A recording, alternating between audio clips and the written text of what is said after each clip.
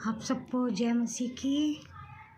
मैं परमेश्वर का धन्यवाद करती हूँ कि परमेश्वर ने इस पूरे साल हमें संभाल के रखा और अपनी पाकपनाह में रखा। उस परमेश्वर का मैं हृदय की गहराई से धन्यवाद चढ़ाती हूँ और उन लोगों का भी धन्यवाद चढ़ाती हूँ जो हम लोगों के लिए प्रार्थना करते हैं और हम भी लोगों के लिए प्रार्थना करते हैं। तो मेरा आप लोगों से एक सवाल है, अगर कोई आपसे पूछे परमेश्वर क्या है तो आप क्या बोलेंगे? अगर मेरे से कोई पूछेगा कि परमेश्वर क्या है तो मैं यही कहूँगी कि परमेश्वर प्रेम है। ये सच है, क्योंकि परमेश्वर ने जगत से ऐसा प्रेम किया कि उसने अपना एक लौता पुत्र दे दिया ताकि जो कोई उस पर विश्वास करे वो नाश न हो परंतु अनंत जीवन पाए। सच में उस परमेश्वर ने हमसे ऐसा प्रेम करा कि कोई भी हमसे नहीं कर सकता।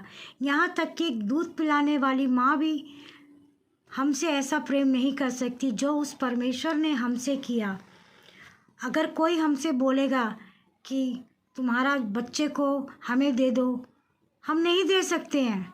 हम क्यों नहीं दे सकते? हम इसलिए नहीं दे सकते कि उसे हमने जन्म दिया है, हमने उसका पालन पोषण किया है, हमने बहुत दुख सहा है। सबसे बड़ी बात कि उसको हमने 9 महीने पेट में रखा है ना। इसलिए हम उस अपने बच्चे को, कोई भी संसारिक माता पिता अपने बच्चों को नहीं दे सकते, लेकिन उस परमेश्वर ने अपने एक लौते पुत्र को दे दिया। इतना दीन बन के, इतना नरम बन के वो पृथ्वी में आया।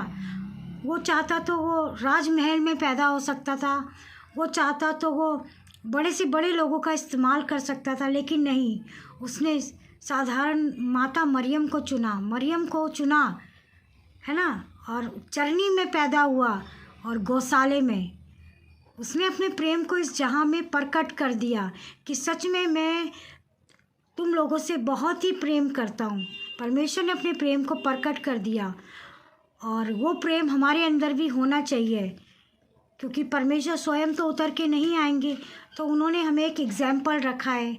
हमारा चलना फिरना, खाना, उठना बैठना, बाहर जाना, अंदर आना, सब परमेश्वर को भाना चाहिए, क्योंकि लोग हमें देखेंगे, वो हमें नहीं, हमारे अंदर से वो परमेश्वर को देखना चाहिए, है ना। तभी तो लोग बोलते हैं, अरे देखो ये तो सबसे अलग है, अरे देखो वो तो ये सब करते लेकिन ये कुछ नहीं करते। इसलिए तो परमेश्वर ने अपने बच्चों को चुन के जगत से इसलिए अलग रखा है ताकि हम एक एग्जाम्पल बने। अगर सब जो कर रहे, अगर हम भी वो करने लगेंगे तो उन और हमें फ़र्क ही क्या रहेगा, है ना। इसलिए परमेश्वर प्रेम है, तो उस प्रेम को हमें भी प्रकट करना है, हमें भी उस प्रेम को दिखाना है। हम बहुत सी बातें जो हम नहीं कर सकते, लेकिन कुछ ऐसी बातें हैं जो हम कर सकते हैं। हम लोगों से प्रेम कर सकते हैं, लोगों के लिए प्रार्थना कर सकते हैं, उनको परमेश्वर के बारे में बता सकते हैं।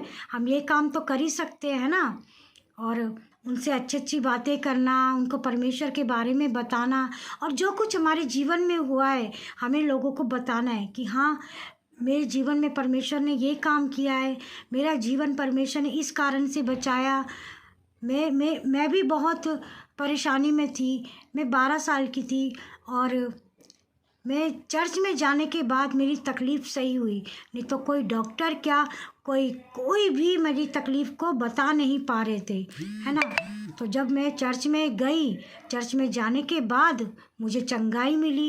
ये मेरा अपना अनुभव है, ये मेरी अपनी जीवन की गवाही है कि मुझे मेरे परमेश्वर ने चंगाई दी। मेरे परमेश्वर ने, जो मेरा पिता है, मैं हक से कह सकती हूँ कि वो मेरा पिता है।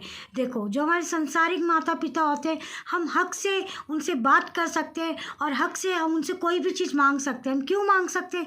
क्योंकि हमें पता है कि वो हमारे माता पिता है और वो हमें देंगे, उन्हें देना ही पड़ेगा अगर हम जिद में अड़ जाएंगे, है ना। ऐसे ही हमारा परमेश्वर है। जब हम जिद में अड़ जाते कि नहीं परमेश्वर मुझे चाहिए, तो हमारा परमेश्वर भी हमें वो आशीष दे देता है, क्योंकि हमें हक है, वो हमारा पिता है। ऐसे ही पिता को हमारे पर अधिकार है। उसने हमें अधिकार दिया है कि मेरे बच्चों जाओ, मैंने तुम्हें सेवा के लिए चुना है, तुम्हें चंगाई के लिए चुना है, तुम्हें मेरे इस वरदानों से भरा है। ये छोटी मोटी बात नहीं है, बहुत बड़ी बात है जो परमेश्वर ने हमें जगत से सुन के अलग करा है।